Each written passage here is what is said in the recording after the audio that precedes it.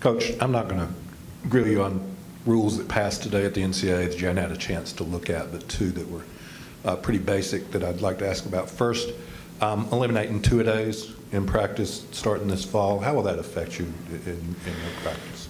Well, you know, I think that player safety was, you know, the reason that this was discussed, and a decision got made by medical folks that, you know, two-a-days were a time where there were more injuries because we condensed the number of practices. So I guess there was some feeling that by spreading the practices out more, that would be beneficial to player safety.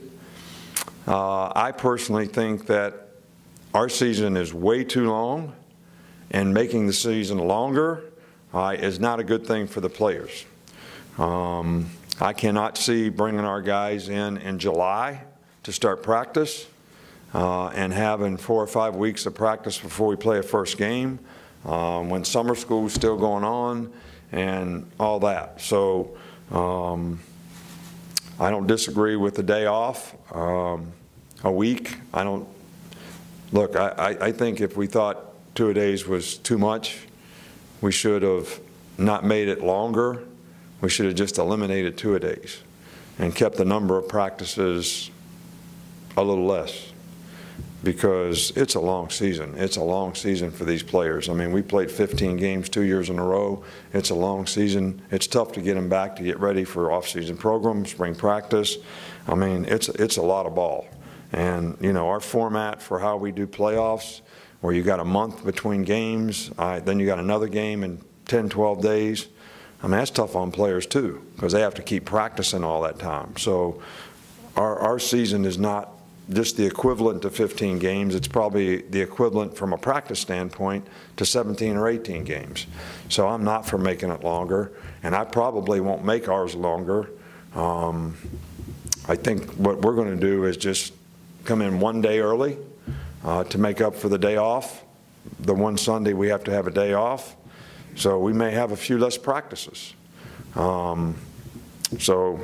But we'll do walkthroughs or something instead of having practices and try to learn that way. But I don't have a good feeling about making the season longer for the players.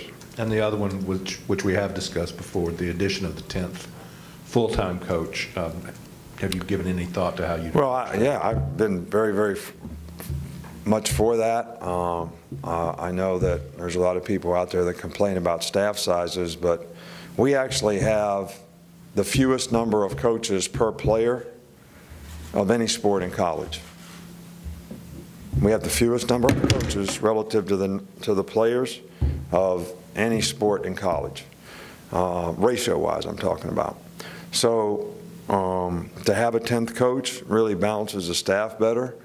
So you can have a special teams coach and not have a position coach that has to double up and do that. You know, all these people that complain about staff sizes, I mean, we pay interns really, really little money, very, very small amount of money. You would be shocked at how cheap the labor really is. I mean, almost like criminal. And why we have administrators complaining about how many cheap labor people you have, trying to promote the profession, trying to do something to develop our game and the coaches in the game. Because how else do you develop guys? All right, now we passed the rule where we can't ever hire a high school coach to do anything here. All right, you can't have a high school coach work camp. All right, so do we do anything to develop coaching in high school? Pretty soon they're going to make it so we can't have them come and speak at a clinic. That's because we pay them for that, so we can't do that either. All right, so we really can't do much to promote our game. So now we can't do anything to develop coaches either by having a few extra guys on staff. Then we got a GA rule that you got to be 7 years out of college to be a GA. So you can't be more than 7 years out of college and be a GA. So you don't have any opportunity to be anything but an intern who really can't coach on the field. So I hate to go off on something, but I really don't get it. I really don't. And I guess it's the paranoia that we all have that somebody else is doing something that I'm allowed to do. Everybody else is allowed to do it. But you choose not to do it. Just like when I used to go on the road in the spring. Everybody could have went on the road in the spring. Urban Meyer and I were the only two that went out every day like assistant coaches. So everybody else complained about it. But they could have done it. It wasn't against the rules. So they just don't want to work.